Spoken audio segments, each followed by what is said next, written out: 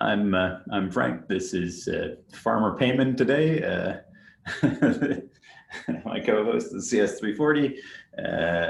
We're mostly going to talk about convolutions today.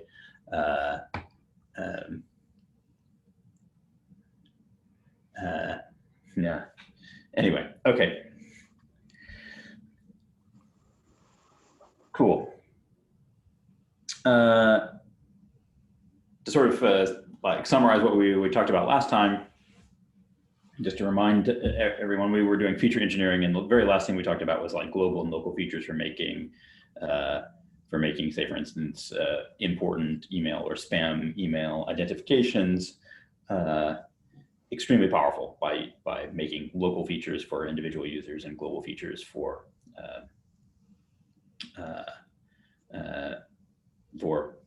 unknown users or just generally. So we had this sort of weird feature transformation where we said we've got the words in some vocabulary, and then a categorical feature which get expanded out into k binary features according to which user it is, where k is the number of users.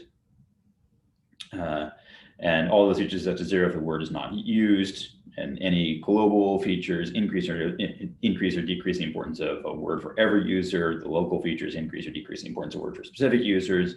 And this allows us to learn more about users when we've got a lot of data. In particular, what we have is, we have something that works with the global features, and then we have local features for each of the users.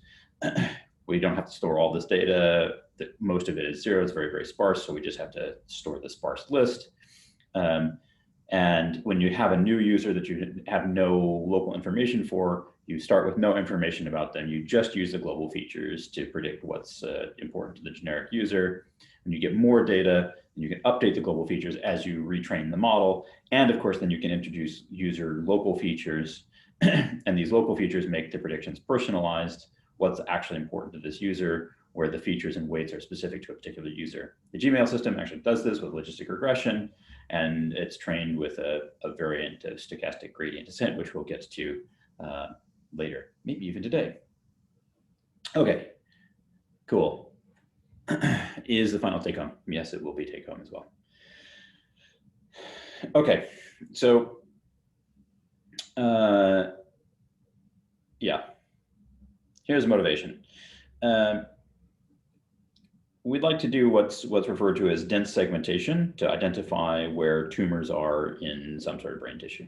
Okay, and let's say we have some multimodal MRI data, so we're going to have some MRI scan that outputs for every slice of this image. Right, there's going to be some horizontal slice in this image. There'll be, say, for instance, 3 different channels that come out. Okay, and what we'd like to be able to do is we'd like to identify every region. I'm coloring red on top of red so you can't really see it. We'd like to be able to, assign a label to every unique region saying what that region is. Is it tumorous? Is it regular brain tissue? Is it a particular structure in the brain? And so on and so forth. There are lots of applications for this: targeted radiation, image-guided surgery, so on and so forth. And there's lots of challenges. This should be pretty obvious, particularly when you look at these central images, the input images here.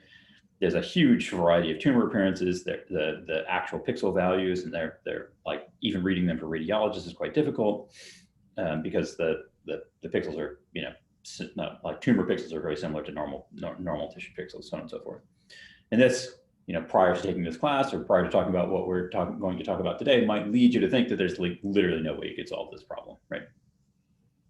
Okay, and if you take the sort of obvious approach where we treat this as a supervised learning problem, and here are the 3 channels of our multimodal, quote unquote, multimodal MRI, right? Then basically for every pixel, if you just take this sort of like naive approach, you have one value for each channel, right? So this is MRI channel 1, MRI channel 2, MRI channel 3 for the same slice. And we're looking at one pixel here, in each of those slices, and these are the grayscale values for those. So these are our features. These are the different MRI, modalities. Here's our output, right? the naive thing to do would be to formulate this as a supervised learning problem, literally taking this per pixel feature vector and using it to predict whether or not there's a tumor. And of course, we know this is basically not going to work, right? Because of the problems that we just talked about, right? So, you know, the main point is that, you know, the individual voxel values are almost meaningless, right? So one particular xi could lead to very different yi's, right? So these are different yi's, and they of course are tumor or not, but you know, you can find equivalent pixel values for the tumor pixel by, you know, looking here and here and here. Okay, and those have the same, you know, putatively the same feature values, right? The intensities are not standardized. There's, you know, non-trivial overlap in signal for different tissue types, which is to say that basically, you know, the individual pixel values don't really tell you much about the label. Okay.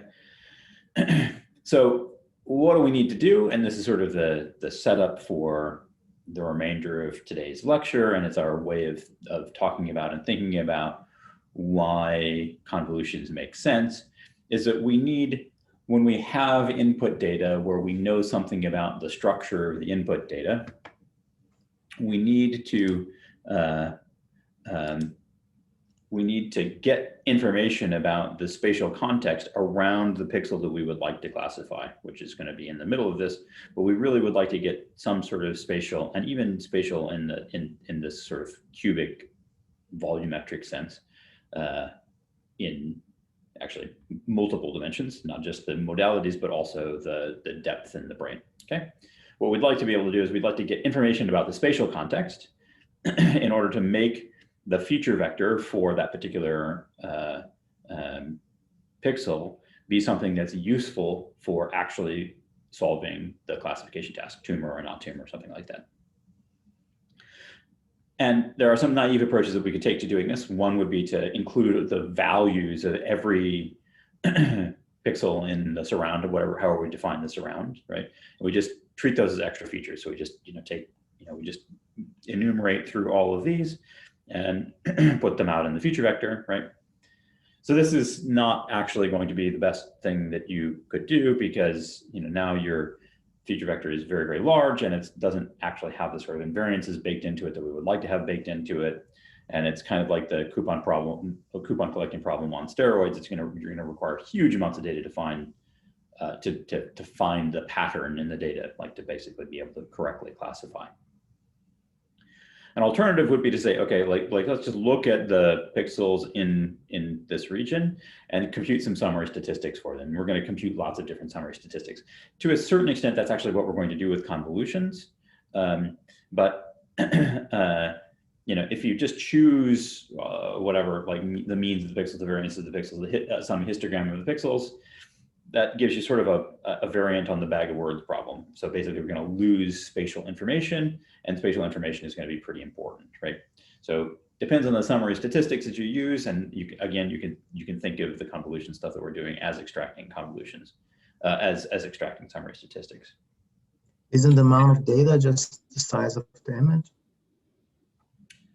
Isn't the amount of data just the size of the image, though? Okay, great. That's a good question. So in general, no, the amount of data that we'll be using, we will have lots and lots of images that have been labeled. So the number of input-output pairs is going to be, you know, the size of the image times however many images you have from different brains, right? Okay. Did I say size of the image? Size of the data? Did I say? I think I said it correctly. Maybe did I say it correctly? I don't even remember. How to determine how much data need to be summarized or represented? Deus, excuse me. That's a very similar question to the most difficult questions to answer, which is to say you need as much data as you need in order to solve the problem, right? And say, for instance, the width of this region or the convolutions that we use, these are going to be hyperparameters or parameters of the model, and we're going to try to learn those in such a way as to generalize well. And a hyperparameter in this case would be, say, for instance, the width of this region. A parameter would be, say, for instance, the values of the convolution kernels. Couldn't we just use k nearest neighbors with color distance for this problem with intensity included? You could try, absolutely, but it's very unlikely to actually work well. In fact, I can tell you for sure that in an application like this, it simply just wouldn't work. So we need information about structure in space, basically. Even to make individual, even to make guesses about individual pixels. When I say kernels, what exactly do you mean in this context? I'm going to mean basically the weights on filter weights. And thank you, Akim, for this. But we're going to go into convolution now. I don't expect you to understand what convolution is yet. This entire lecture is basically introducing convolutions to people who are not electrical engineers. So let's talk about convolution, okay? And let's talk about it in this particular. Can I do? No, I can't do this. No, okay. Let's talk about it in this particular context. So consider this one-dimensional data set. So we're not talking about, you can think about this as basically, you can think about this as one set of pixel values, right? So these are going to be,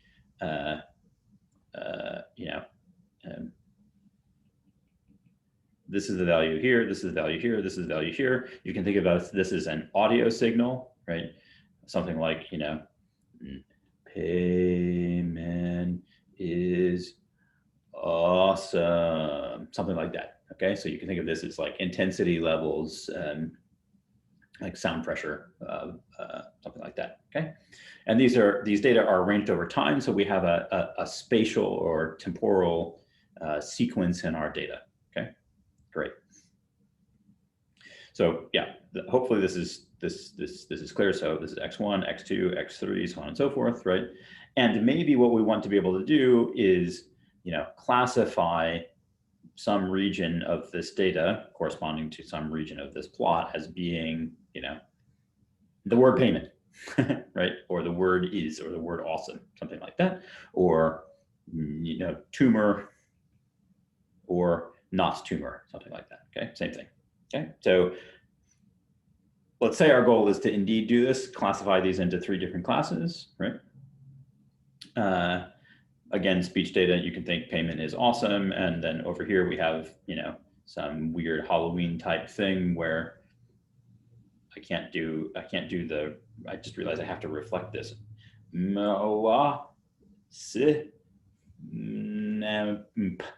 That would be awesome is payment backwards, okay? Okay, so, or just awesome is payment, right? Okay. So if you were to try to classify all of these x's, so x1 to however many xn we have here, into these classes, right? It's pretty clear that you could build the decision tree to separate off class 2, right? There's an easy rule, there's an easy hyperplane that you could draw based on simply the value of x, right? So if we divided at the value of x of minus 4.4, we could pretty much separate out class 2, job done. Problem is that we can't separate class 1 and class 3 based on their values. And this is kind of like the question about like, can't we just do their grayscale values? No, we need to use information extracted from local regions of the signal to characterize what's different about this data point from this data point, from x 17, from x 49, whatever it is out here, it doesn't really matter, who knows. Okay, cool. So it's harder to distinguish between class 1 and class 3. The point that we're going to drive towards is that convolutions, i.e. borrowing information from surrounding spatial or temporal regions, this can be used to sort of identify that class 3 is in a spiky region, okay? So our original features here are on the left, same time series. And what we're going to aim for is some sort of convolution feature that looks like this. So we know that we can split off class 2 by just dividing, the data, into above -0.4, or above and below -0.4.4. But it would be really cool if we had a feature like this that then could also split the data in X space, right? Or in this derived feature Zi space, whatever that happens to be. Add value something like 0.125 or something like that. Okay. If we did that, then it's really, really easy to distinguish the classes with these two features, right? We first split on, the value of X, and then we split on the value of Z. The question is, how do we get features that look like this from this signal, okay?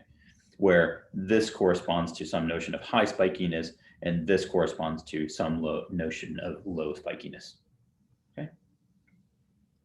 So let's think about how we would do this with convolution. And let's use this to set up what convolution is. So here's our original signal. And the idea of what a convolution is that you compute a dot product of the signal at surrounding times with some filter. Okay, so there's going to be a center of a filter, and then there's going to be minus m, and this is going to be of length 2m plus 1. The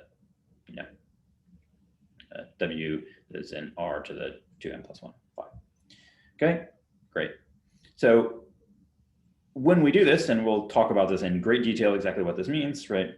This gives us some new signal which measures some property of a neighborhood. So if we center this right here, the surround is going to take values here. And if we center it right here, the surround is going to take values from right here. And it measures a property of the neighborhood. This particular filter, which I'm going to call WF filter, I also called it a kernel earlier, which is very confusing. So I'm just going to call it a filter from this point forward. This particular filter shows a local how spiky value. Okay, cool. So let's talk about 1D convolution, and then we'll build the 2D and then ND convolution. It's pretty straightforward. So for 1D convolution, you have basically two inputs. You have a signal. This is X, that's our signal, which is of some length n. So this has n elements, right? It's indexed by I, 1 to n. We have a filter, which is a vector of length 2m plus 1. We've already said that, right? It's indexed, from minus m to m, and there's a 0 in the middle. So here m is 2, and this filter is of length 5, right? The output of a convolution operator, a discrete convolution operation, is some new feature vector, z, with elements that arise from multiplying a given xi. So if this is I equals 1, 2, 3, 4, 5, I equals 5, right? With offsets from minus m to m. So this would be minus 2, so I equals 3 to xi equals 7, and basically multiplying each of these things together like so. Okay, so you can think of it as centering w at position I, and then taking a dot product of the vector w with that part or subsequence of I, of x. Okay, fine. So here's an example. Here's a signal, right? X is n long. We have a 5 filter here. Okay, Payman, let's see how fast your arithmetic is. Oh, I see a question too. Okay, so what's Z4? Z4 is basically 2 multiplies 2 plus 3 multiplies minus 1, right? So we center. We can race you in the class. So I'm guessing people in the class have started thinking about this as well. So what's the answer? You the answer? Yeah. Oh, you were gonna say minus something, but Ming has got it. Yeah, the answer is 0. Okay, you ready? Okay, everybody. Okay, race payment. This is great. Okay. Okay, here we go. Okay, Z5. Go. What's Z5? Whoa! Jeez, somebody's looking at Slides. That was too fast, William. That was too fast. You're not that fast.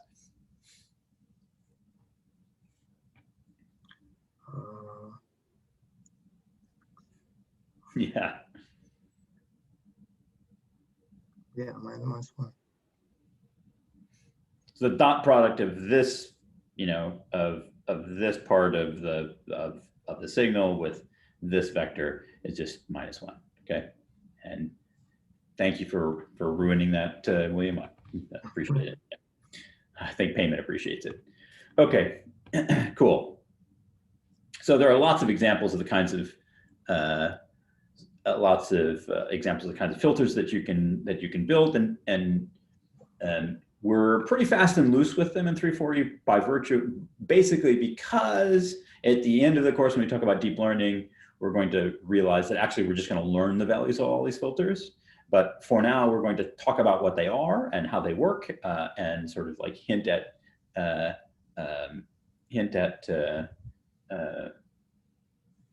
sort of their historical origins and the fact that you can think about building feature banks if you're going to do feature engineering, something like that. Okay. So there's the identity filter. Obviously, that's just going to return the vector itself, right? Because it's just going to center itself everywhere and then return. Translation, right? So if you look at what's going on here, right, you're going to produce this particular value, you will look at multiplying by this, and then 0, 0, 1 by this, so on and so forth, right? And 0, 0, 1 here to really center it. That's going to shift things right or left depending on whether the 1 is here or over here, right? We can do averaging, right? So we can, you know, apply 1/3, 1/3, 1/3 here, and then shift this along the vector, and this is going to produce values like these. Of course, when we have non-zero elements in our filters, this gives rise to a question about what values do we stick in here, because we don't have the corresponding values for x here, okay? So what do we do about the questions at the edges, right? So if we have our original vector like this and we have some non-zero weights in our entire vector, then we have these to deal with. There's lots of ways to deal with this, and these show up in deep learning packages and so on and so forth, and in signal processing. One is you can just zero pad the edges. Another one is you can replicate the value in this direction. Another one is you can reflect about the edge and just say, you know, and these have different, they have different properties, right? Or you can just actually ignore them and return the shorter vector, okay? Why are there question marks at the edges? Great. So the definition of convolution says, okay, if I want to produce this value, I have to take the filter right here, 1/3, 1/3, and 1/3. Okay, so there is a missing value here. We don't know what it is, right? And that's true on the other side as well. So in order to make that happen, you can just pad or replicate or mirror or just simply truncate to have only valid convolutions in there. Just to put it out there, if you're doing deep neural networks and you're thinking about, is this the same convolution as F star G that we use in math? Or is this a different idea altogether? Nope, this is exactly this is a discrete approximation to the continuous convolution operator. The 100%, exact same thing. Yep. 100%.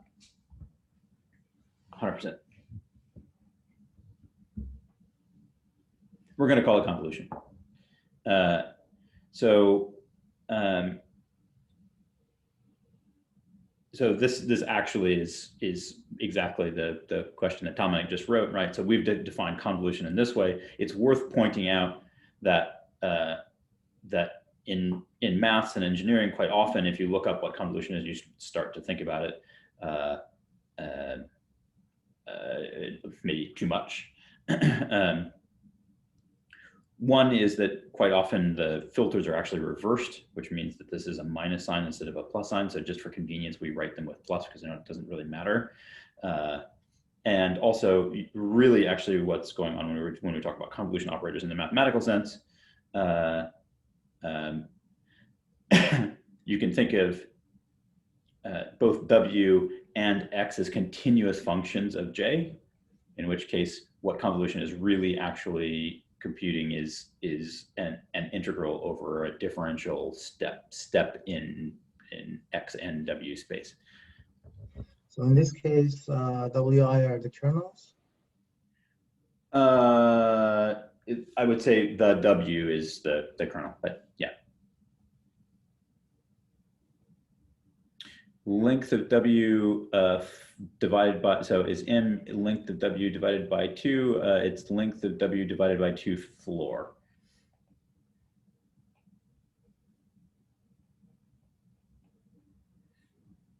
Because we're going to want to have filters that are odd in size, right? So it'll be 1 on the sides or 2 on the sides, but there's always 1 in the middle. Okay. So for simplicity, we're skipping the reverse the filters step. We assume straight away that these are discrete convolutions. So we're just saying that our functions W and X are sampled at discrete points, right? And you should keep this in mind if you're reading about convolutions elsewhere, okay? The big picture though, and the thing that we care about in machine learning is how we use convolutions to get features, right? So the basic idea is that whether you're talking about the signal that we've been talking about in this 1D case or an image, is that you apply several different convolutions with different filters to your original input signal or image. And each one of those different convolutions, meaning different filters that you apply, gives a different signal or image value at each location. So this is, filter 1, this is filter 2, this is filter 3. This is our original signal, where the value of a particular data point xi is given here. Then the corresponding, I guess that's not a corresponding point, the corresponding zi features for that xi, z1i, z2i, are given by the output values of the different convolutions corresponding to different parameters. Okay, cool.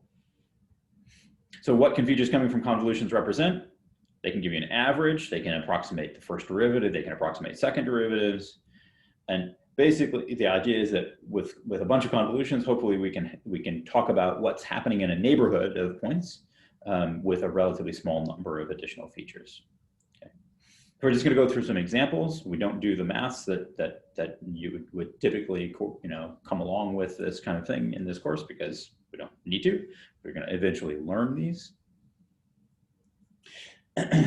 So, but a clear filter is a translation filter, right? Here's the plot of the filter. So this is W, right? These are the values of W over the indices of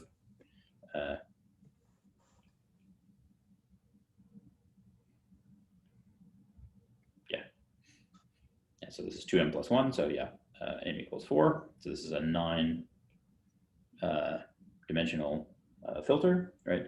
And we're going to convolve this filter with this signal, okay? And this equals a translated signal, okay? In this particular case, right translated. This is a 9-dimensional average filter where the value is just 1 over 9 everywhere. If we apply this, or convolve this filter with a signal, it's a very serious smoothing signal, right?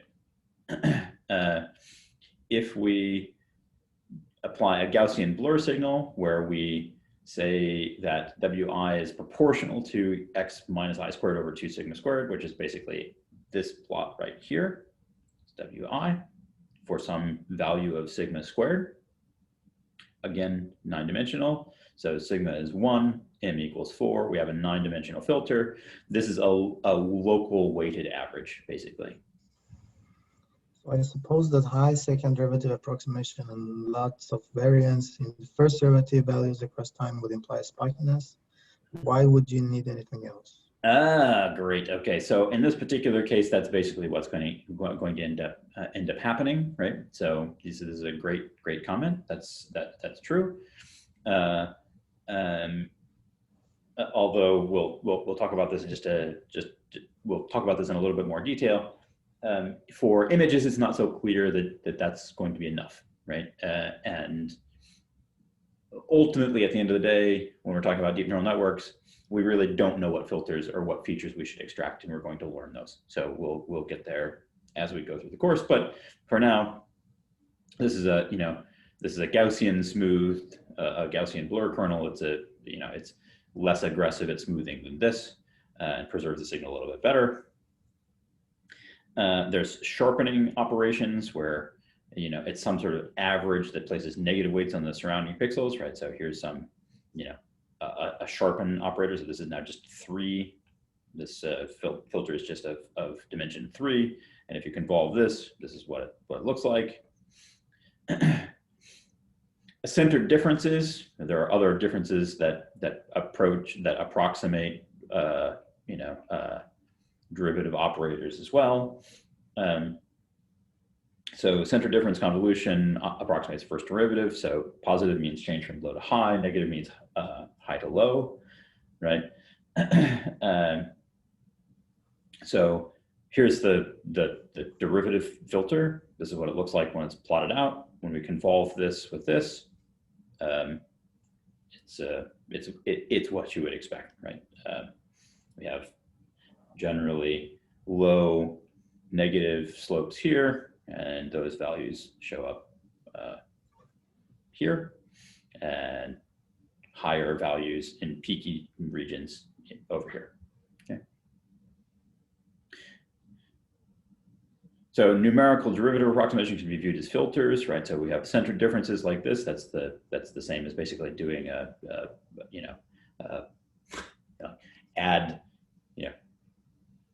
add 1 to your input, subtract 1 to your input, look at the output, take a difference. That's basically what a derivative check does. Numerical integration approximations can also be viewed as filters, right? So if you multiply, like in Simpson's rule, you get something that looks a little bit like a Gaussian filter, but you'll note that this adds to 0 and this adds to 1. So derivative filters add to 0, integration filters add to 1, and like at the very, very basic level, like just as a sanity check, if you have a constant function and you apply a derivative filter, the derivative should be 0. This is going to be 0, and an integration filter should produce some constant, and this is going to do that. Okay. Okay. If you want to use derivative index, should we also use smoothing filters beforehand? Yeah, so these are really, really good points, and we kind of brushed them under the rug in these next 2 slides. So the Laplacian approximates a second derivative. So here's the Laplacian operator, and this looks like a second derivative. And you can see its output over here. Again, we're going to convolve this, and this gives us this output over here.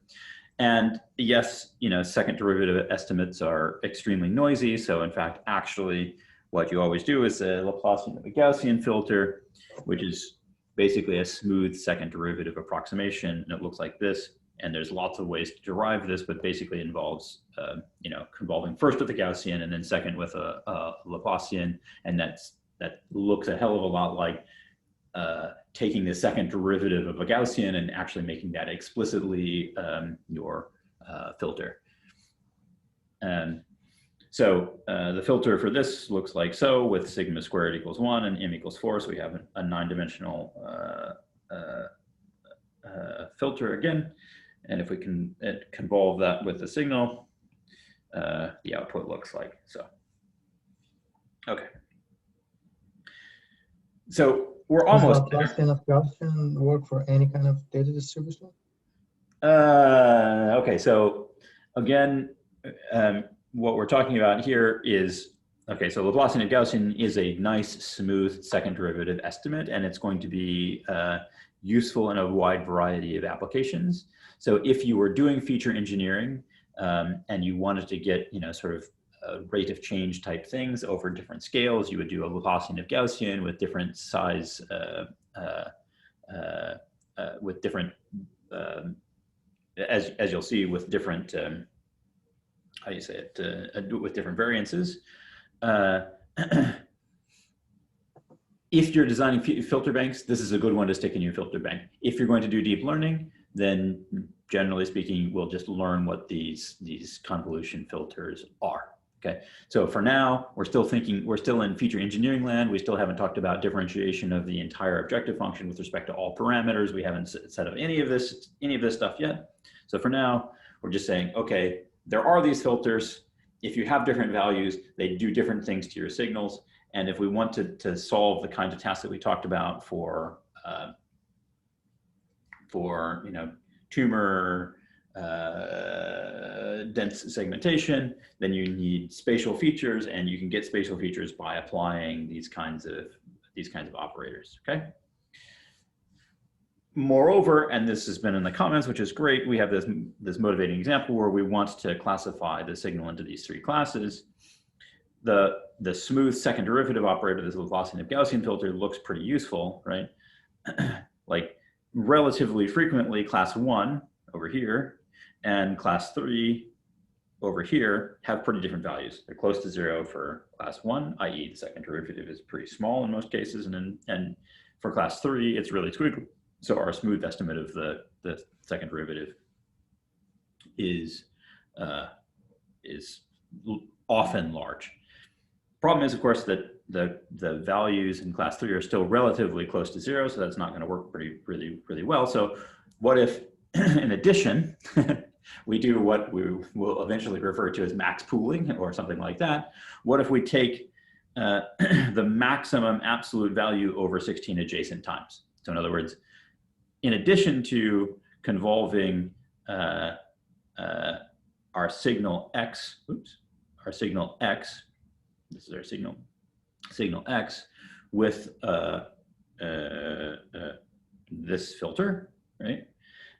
What if we also said at the end, we pass that through a function which says, okay, over the 16 nearest bins, give me the absolute value, max, and use that for the feature value at that time step, okay?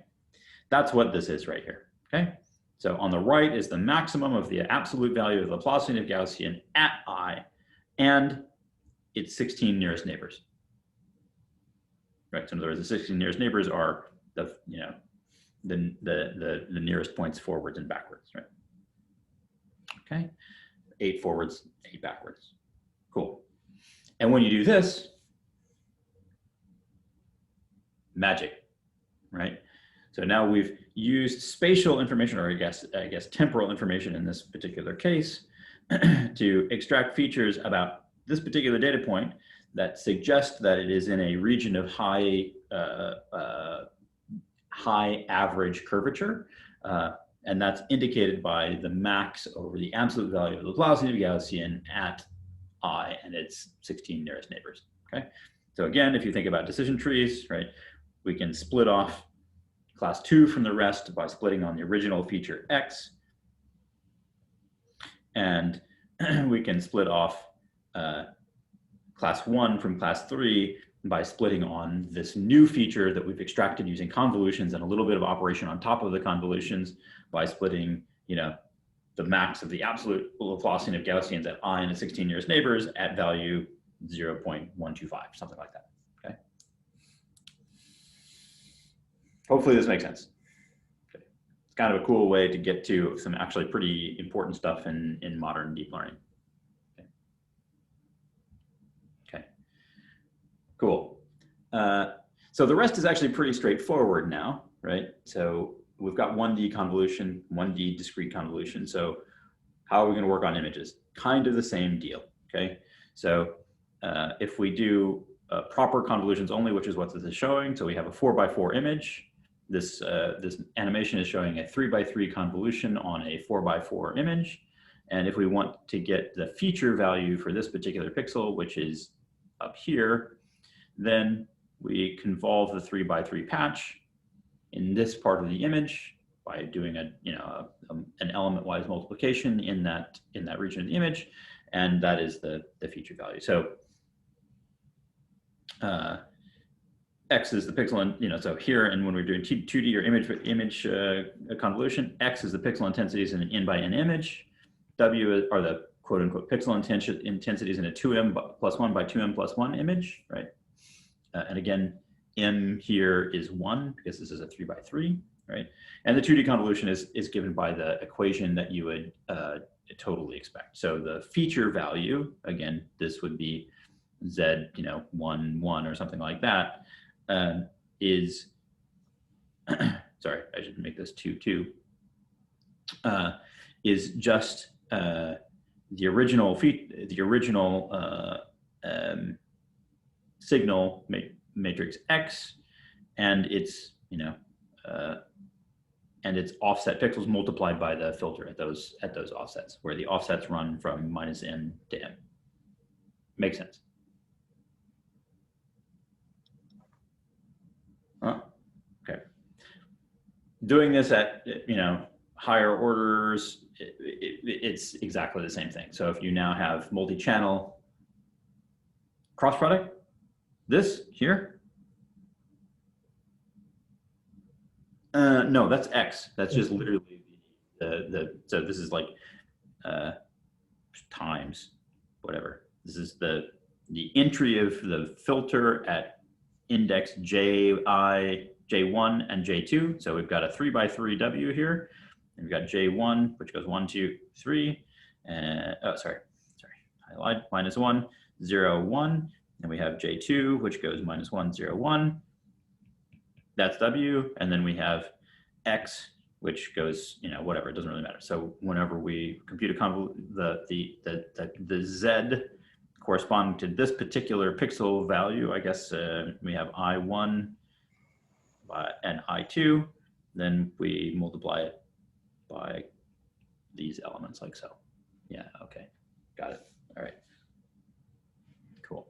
3D convolution does the same thing, right? So you can have 3D filters, right? So you notice that this filter has 3 dimensions, right? And now you're just multiplying over a set of voxels instead of pixels. Okay?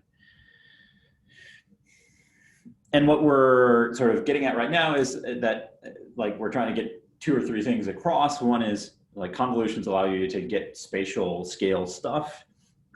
Multiple different kinds of filters extract different kinds of information, and operating at like max pool, like by taking maximums over certain sets of convolutions or so on and so forth, allow you to, or over spatial regions or something like that, allow you to extract really interesting and meaningful features for whatever signal processing or whatever classification or whatever regression task you're trying to solve. Okay, so classical, computer vision methods use fixed sets of convolutions or fixed convolutions as features. So in other words, we're in classical computer vision, we don't learn these. We just engineer them, okay? And these filters typically they're of different types. They're of integral types and derivative types, and they have different variances and they have different orientations, right? And you take maxes across locations or orientations or scales and so on and so forth. So, yeah, so here's, a filter bank, we'll call this a filter bank, right? And this is the result of convolving this image with this filter, blah, blah, blah. And each channel, this blue pixel right here corresponds to presumably something like this pixel over here. And now we have a stack, we have a feature representation for this pixel, which is just not just the raw pixel value, but the responses of all of these filters at that location, right? Sorry. Okay. There's some notable convolutions, or Gaussians convolutions for blurring or averaging, and then there's the philosophy of Gaussian for second derivatives. And there's also directional derivatives, or higher order derivatives that come in the form of Gavor filters. If you look at these are known as Gavor filters. So again, here's our X. This is our input image. what we want to do is compute Zij for a particular pixel, right? For a particular filter, and the identity convolution is all zeros and 1, 1 at the center. When we multiply this filter element-wise with this block, what you get is, of course, just the original pixel value. So the convolution with the identity filter is just the original image. If we,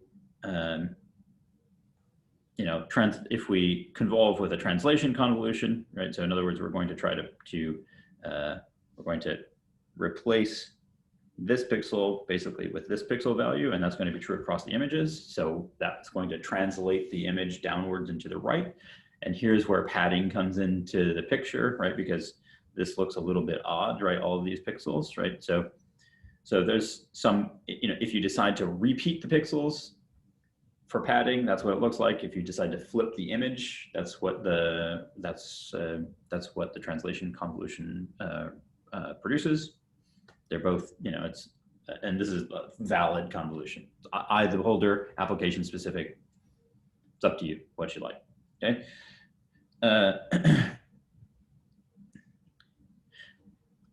Here's a 9 by 9 average convolution, right? That's what it looks like. Here's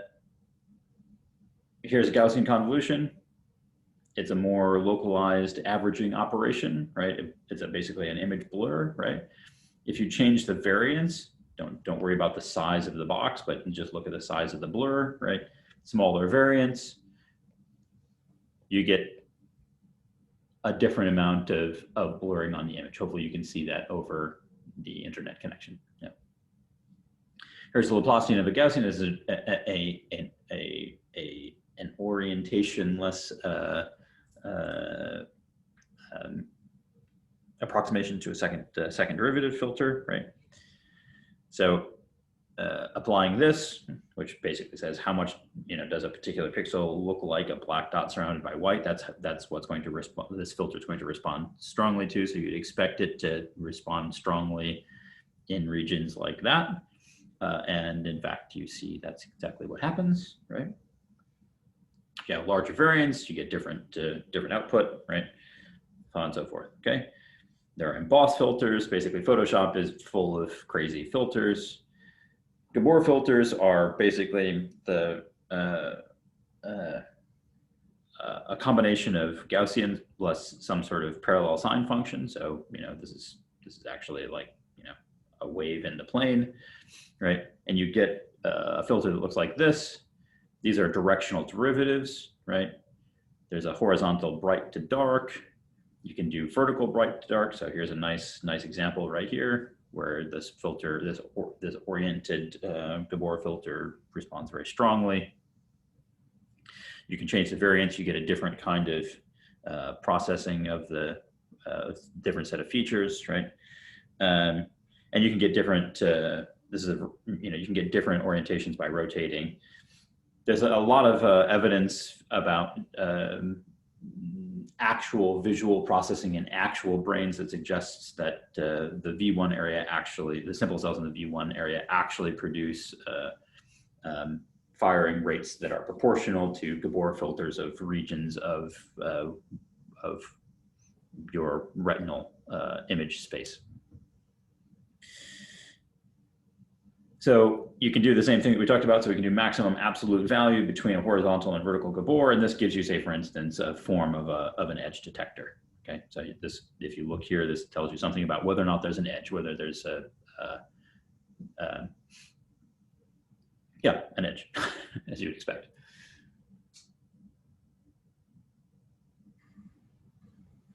I'm missing all that. Okay. Yeah. Cool. Okay, so we talked about 3D convolution already. Let's just remember that RGB images have 3 channels, red, green, blue. You can decompose image color space into YUV space or whatever. There's all sorts of ways of doing it. But you can apply 3D convolutions to this, right? So you can have a Gaussian filter in a 3D Gaussian filter. You can change it to have higher variance in the green channel, right, which smooths the green channel differently than the other channels. It kind of messes the image up and gives it a little red speckly stuff, right? You can sharpen the blue channel independently. You can do a Gavor filter on each channel, so on and so forth.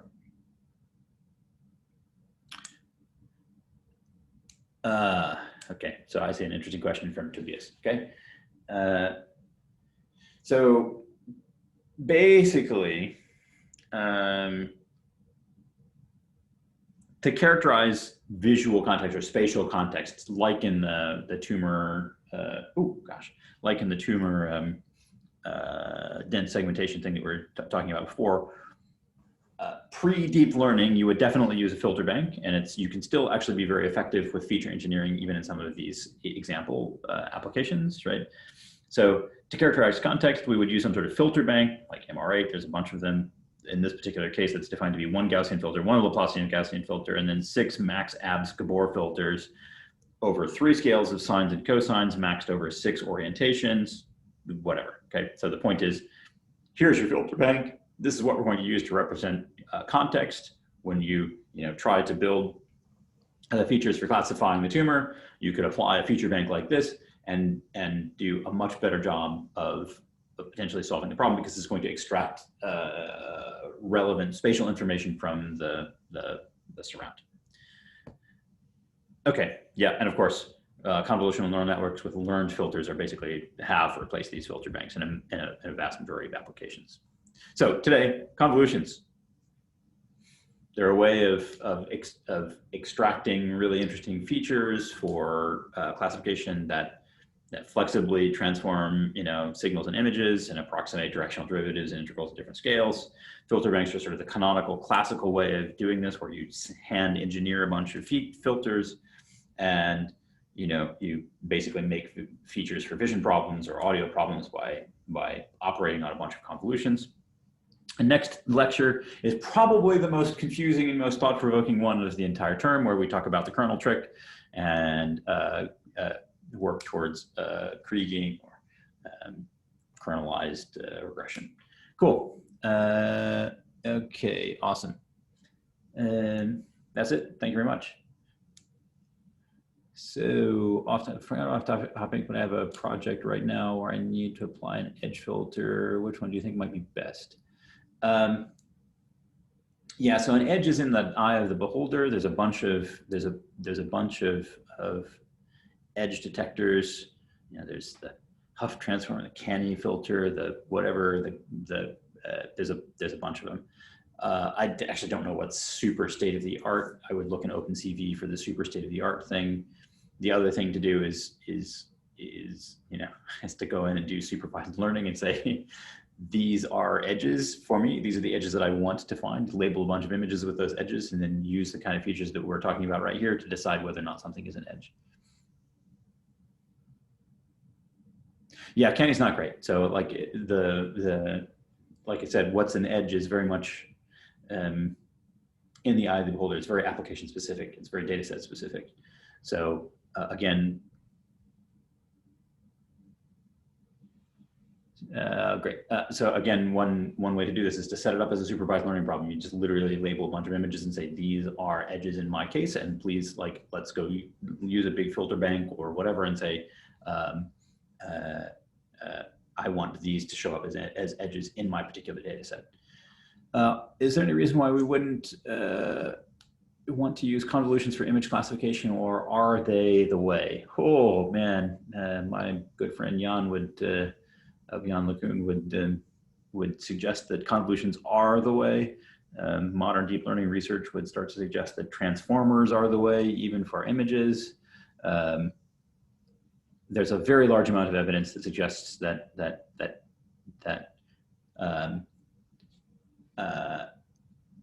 humans, primates, mammals, basically all animals have neural processing pathways and pipelines that compute something that look like convolutions.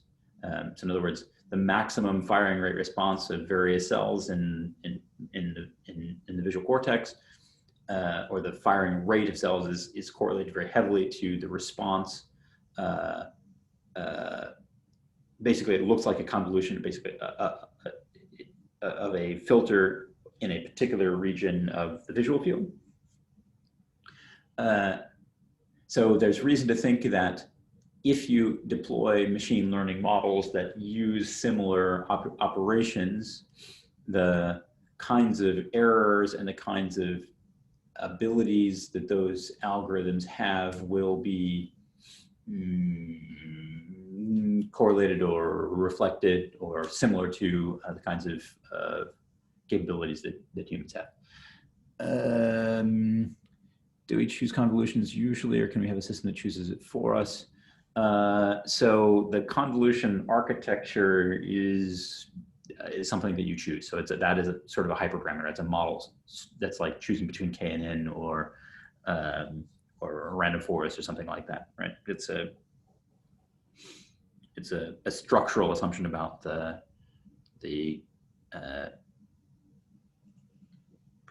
type of computation that's taking place between the input and the output.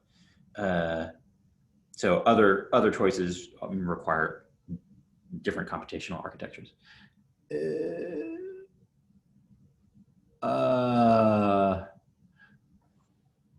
Yeah, I could find something, Shanik, but basically you could just read anything that Jan LeCun writes about this robots in disguise. No, transformers. Just look up any recent work on, look up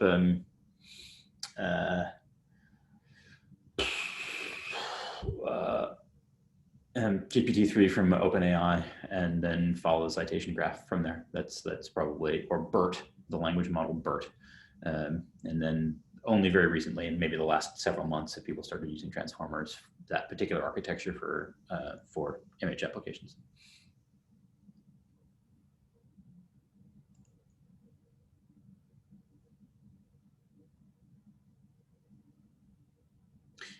Nico, you're absolutely right. Yes, that's what convolutional neural networks is going to be about. That's absolutely right. So basically, we've already got all the stuff for it. It's pretty straightforward. You basically write a loss function where the computational architecture has this convolution in it, and you just take a derivative with respect to everything, including the filter weights. Yeah, unfortunately, we're not doing that on Friday. That will be later. So that's where the neural and neural network comes from. Basically, yeah.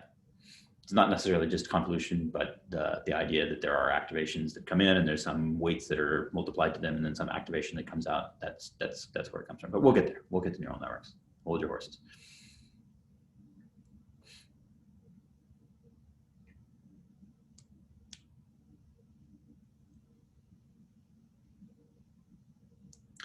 Okay, cool. We'll get to stochastic gradient descent soon enough. We won't skip stochastic gradient descent. I didn't obviously get to it, so don't worry about it. Good question.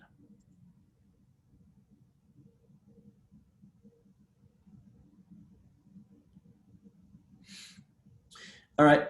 Thank you all very much for your time. Thanks, Raymond. Thank you. Cheers.